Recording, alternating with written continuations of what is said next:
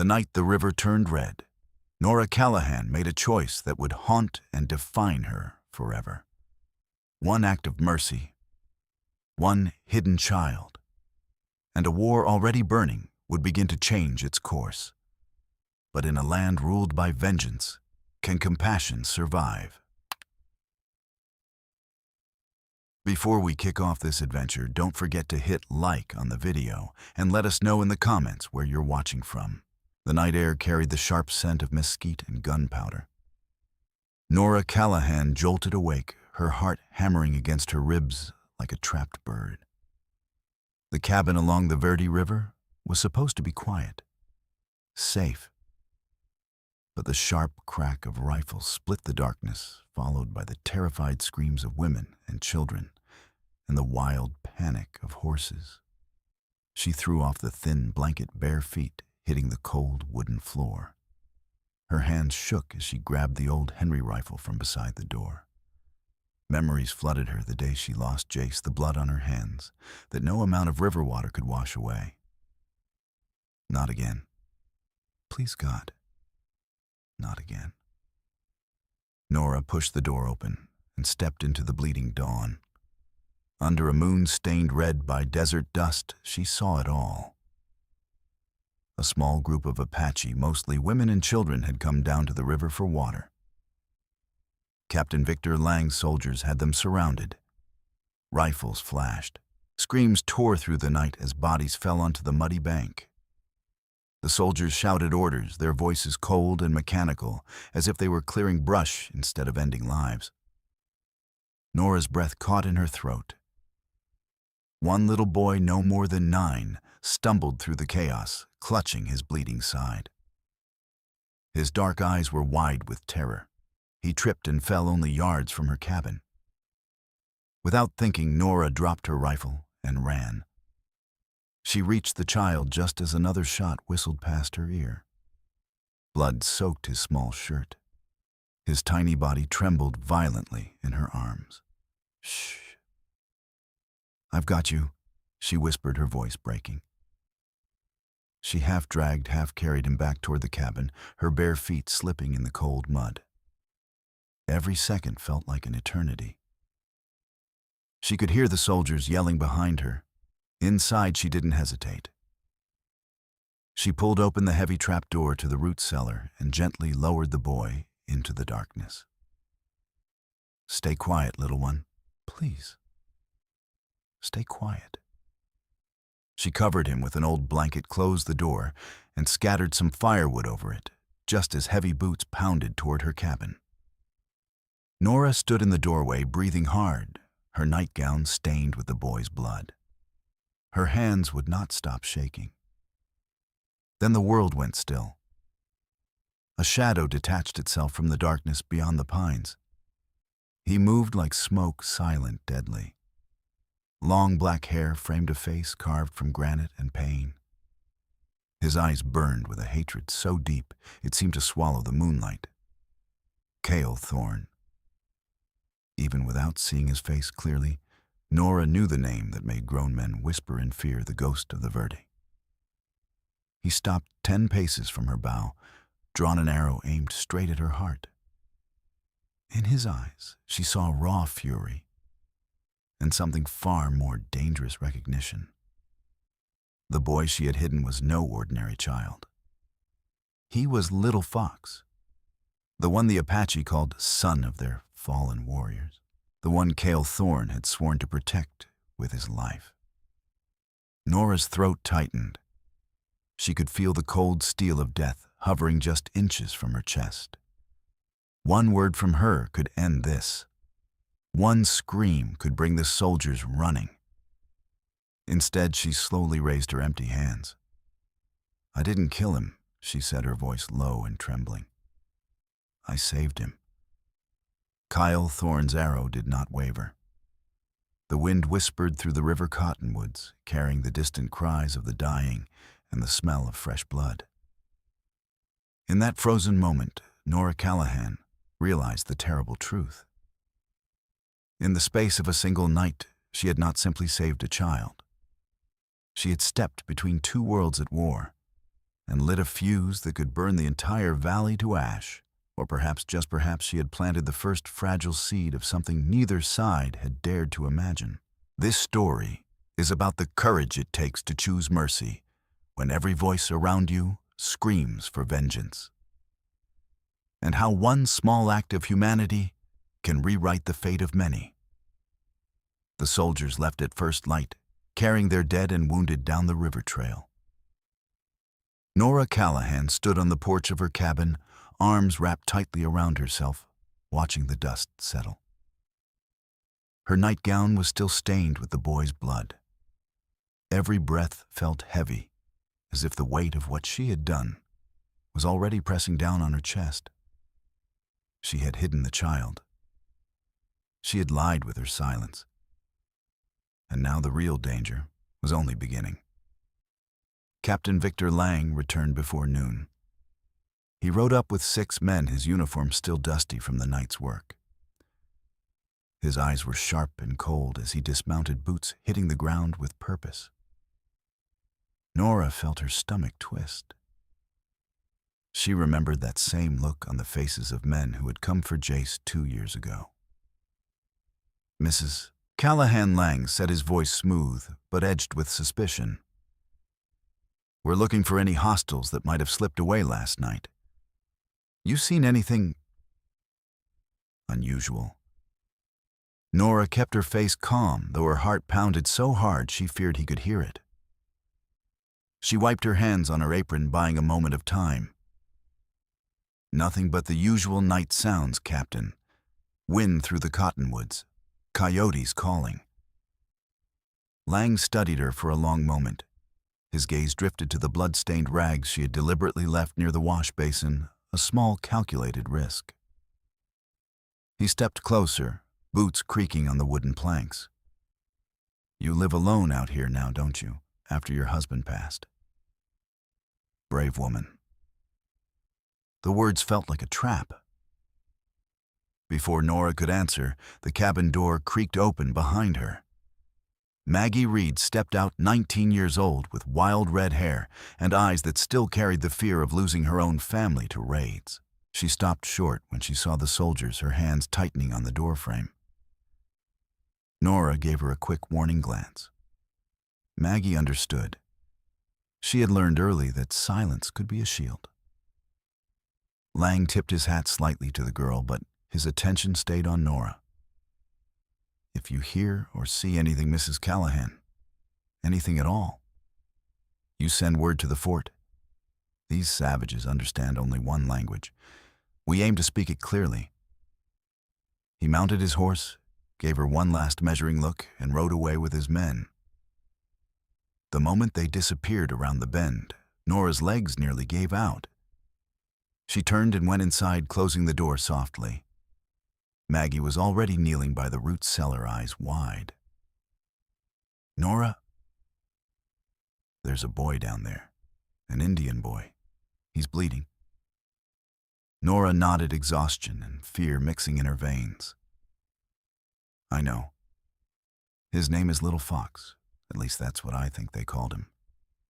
Help me, Maggie. We can't let him die." Together, they brought the child up into the dim light of the cabin. Little Fox was burning with fever, his small face pale beneath the copper skin. He flinched at every touch, dark eyes filled with terror whenever he looked at the 2 white women. Maggie's hands trembled as she helped clean the wound. "I'm scared, Nora.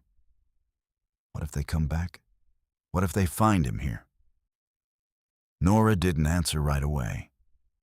She pressed clean cloth against the bullet graze on the boy's side, her mind drifting to Jace's cold body the day she found him.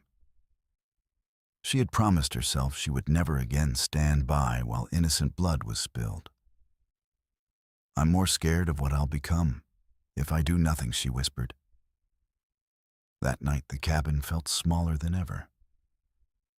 Outside, hidden among the shadows of the tall pines, Kael Thorn watched.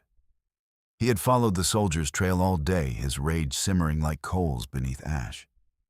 He had seen the blood at the river. He had counted the bodies of his people. And now, He saw the white woman who had taken little Fox, the boy he had sworn to protect, after his mother fell. Kael's hand rested on the hilt of his knife. Every instinct screamed for him to slip inside, slit the woman's throat, and take the child back to his own. But the boy was still too weak. Moving him now might kill him. So Kael waited and watched. His hatred for the white world burned hotter with every breath. Inside the cabin, Maggie sat beside little Fox, singing a soft, broken lullaby her own mother once sang to her. Slowly the boy's breathing eased. For the first time, he looked at Maggie without pure terror in his eyes. Nora stood by the window, rifle close at hand, staring into the darkness. She felt the presence out there. Someone was watching, waiting. Hours later, when the moon had climbed high, the danger came. The door latch lifted with barely a sound. Kael Thorn moved like a ghost, stepping inside the cabin with a knife glinting in the low firelight. His eyes found little Fox sleeping on the pallet near the hearth. Then they found Nora. She stepped directly between the warrior and the child, her body trembling, but her feet planted firm. Kael froze, knife-raised breath steady. For a long moment, neither spoke. Nora looked into those dark, burning eyes and saw the depth of his pain, the same pain she carried every single day. Her voice came out quiet, raw, and steady. "If you kill me, that boy will lose another mother tonight." The words hung in the heavy air between them. Kael Thorn's grip tightened on the knife. His jaw clenched. The fire crackled softly, casting flickering shadows across his scarred face. Outside, the river whispered endlessly over stones. Inside, two worlds stood frozen distrust, wrapped around them like chains no one could yet break. This story shows us that real courage often begins in the quiet moments when fear and compassion pull us in opposite directions, and how the first fragile thread of trust can form even in the heart of darkness. The days that followed were wrapped in heavy silence. Little Fox lived, but something inside him had gone quiet. He ate the broth Nora offered, allowed Maggie to change his bandages, yet he never spoke a single word. His dark eyes stared at the wall for hours, as if he were still watching his mother fall beside the river. Nora felt the boy's silence like a wound of her own. She knew that kind of quiet. She had carried it for 2 long years after burying Jace. One morning, while the sun painted the Verde River gold, Nora made her decision. "We can't stay here any longer," she told Maggie.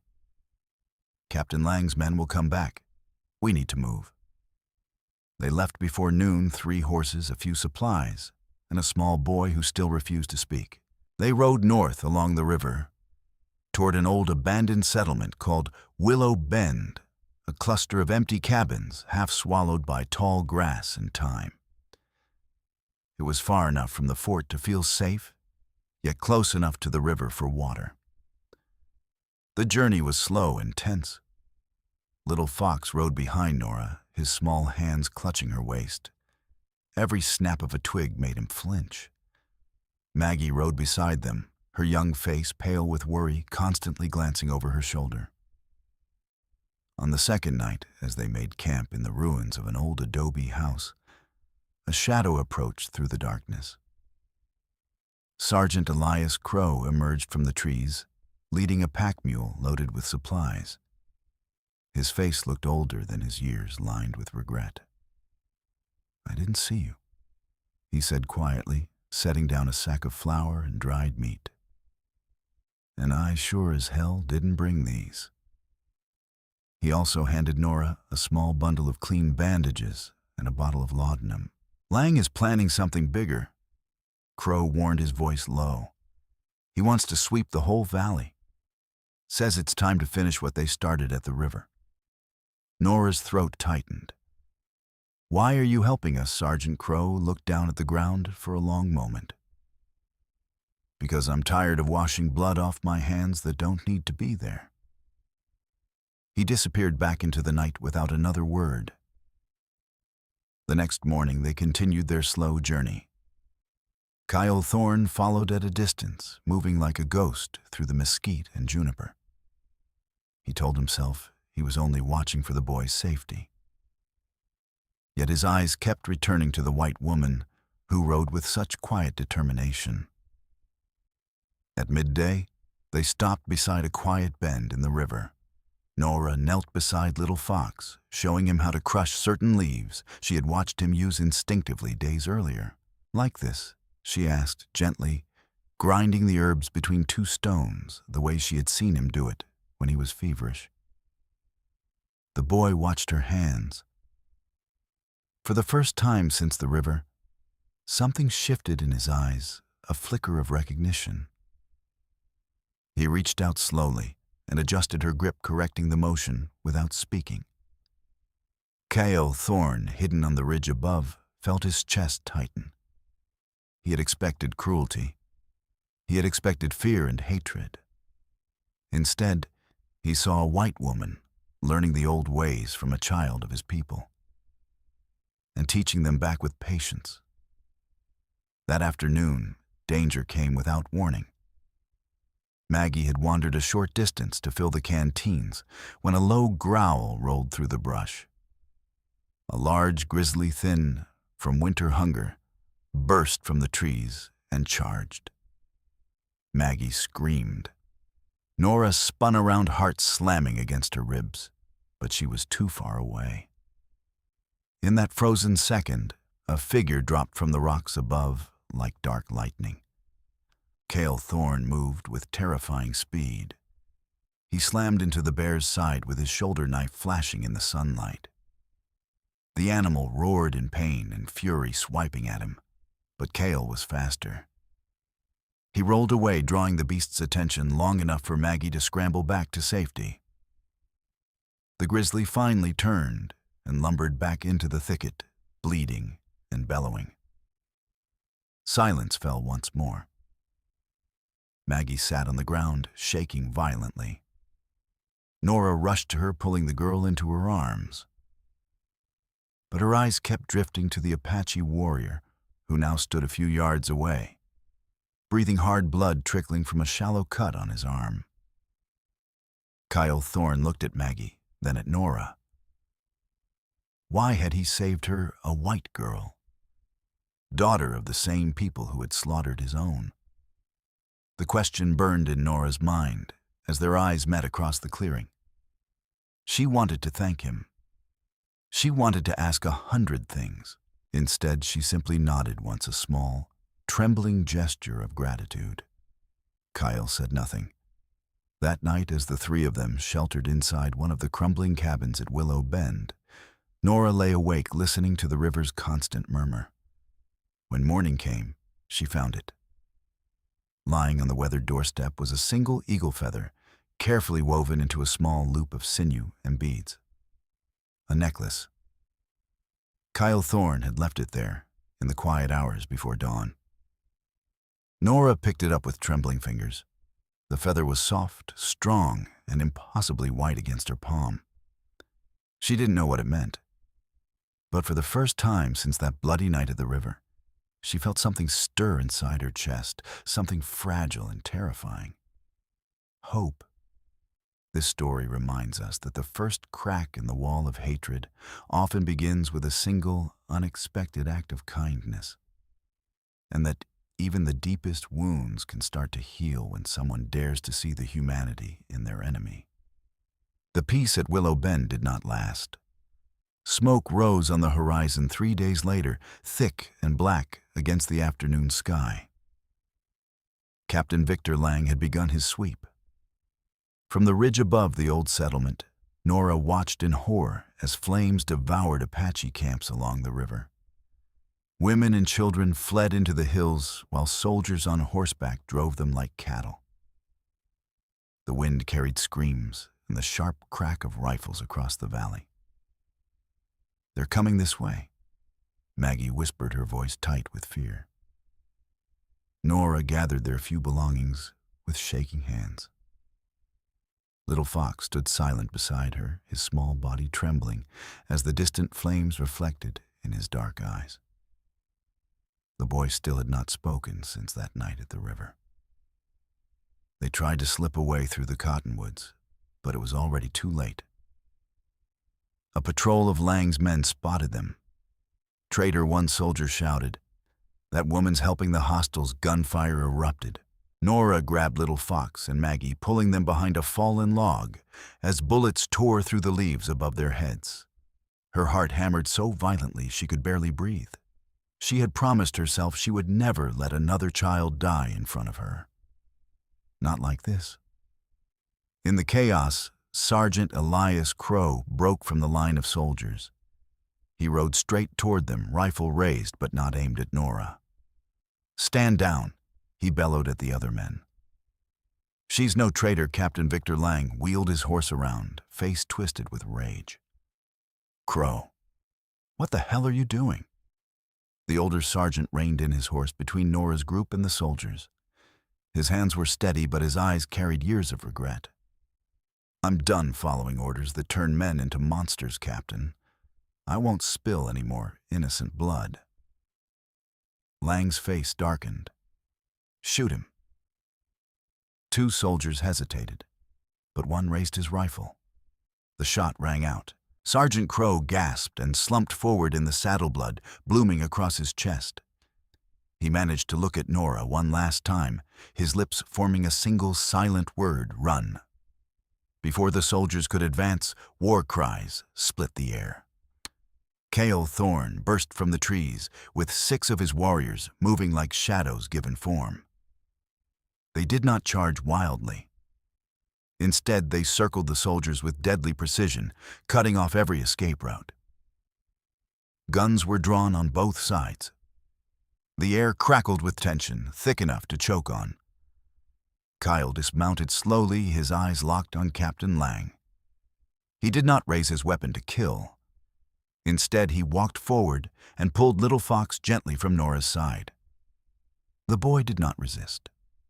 Kael turned the child to face the man who had ordered the slaughter at the river. "Look at him," Kael said, his voice low and rough, like grinding stone. "Look at what you tried to erase." Captain Lang sneered, though sweat beaded on his forehead. A savage whelp. "He means nothing." Little Fox suddenly stepped forward. His small voice, unused for so many weeks, cut through the silence like a knife. "You shot my mother." Every man froze. The boy's words trembled, but they grew stronger with each sentence.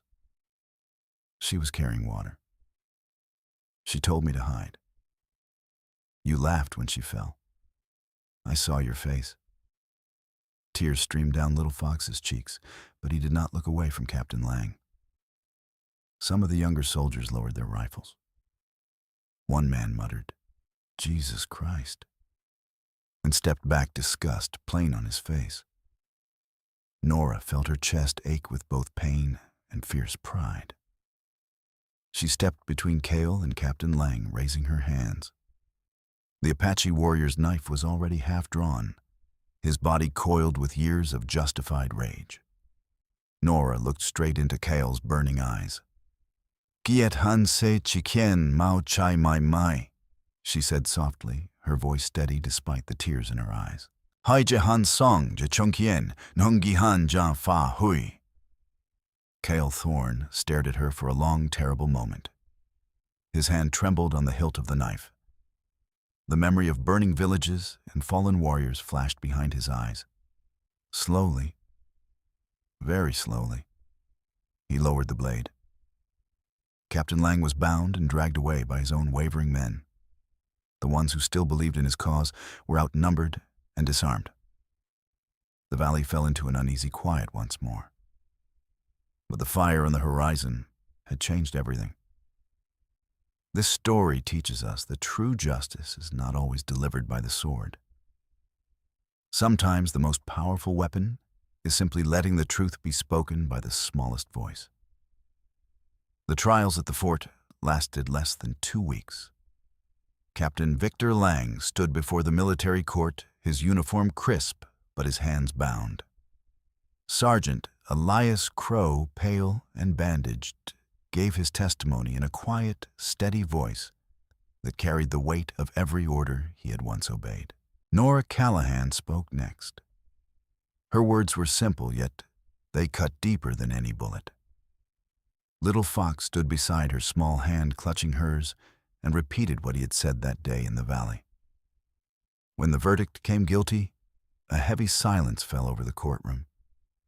Lang was led away, his eyes empty, forced to live with the faces of those he had destroyed.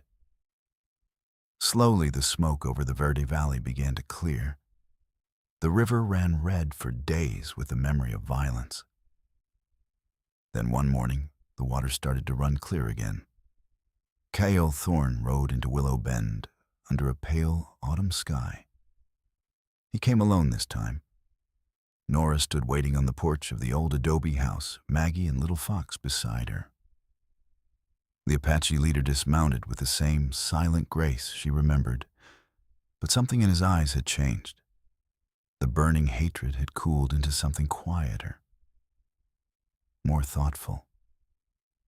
"I have spoken with the elders," he said. "They have agreed. A small group may live at the edge of our territory, but only if you help build something that serves both our peoples." Nora met his gaze without flinching. "What kind of place? A trading post?" Kael answered. "Where words can be exchanged instead of bullets. Where Apache and white settlers learn to see each other as more than enemies." Maggie's eyes brightened with quiet hope. Little Fox looked up at Nora, then at Kael, saying nothing yet. But his fingers tightened around hers. They began the work slowly. The trading post rose near the bend, where the river widened simple timber and adobe, with a wide porch facing the water. Nora and Maggie worked side by side with Apache women who had lost everything. Kael's warriors helped raise the heavy beams, their strong hands steady beside the settlers. Little Fox began to speak again, at first only in whispers. One evening, he tugged on Nora's sleeve and said softly, "Auntie, the river is singing tonight." Nora felt tears rise in her eyes as she pulled the boy close. "Auntie." The word healed something deep inside her that she had thought broken forever. Maggie found her purpose among the Apache children who had been left orphaned. She taught them simple games and songs, and in return they taught her the names of plants and stars. Her laughter, once rare and fragile, began to fill the valley again. Sergeant Elias Crow chose not to return to the army. He stayed at the trading post, his wounded body healing slowly, his spirit even slower. He became the bridge, the man who could speak to both sides with scarred honesty. One quiet evening at dusk, Nora walked down to the riverbank. Kael Thorn was already there, standing motionless as the sun painted the water in strokes of gold and crimson.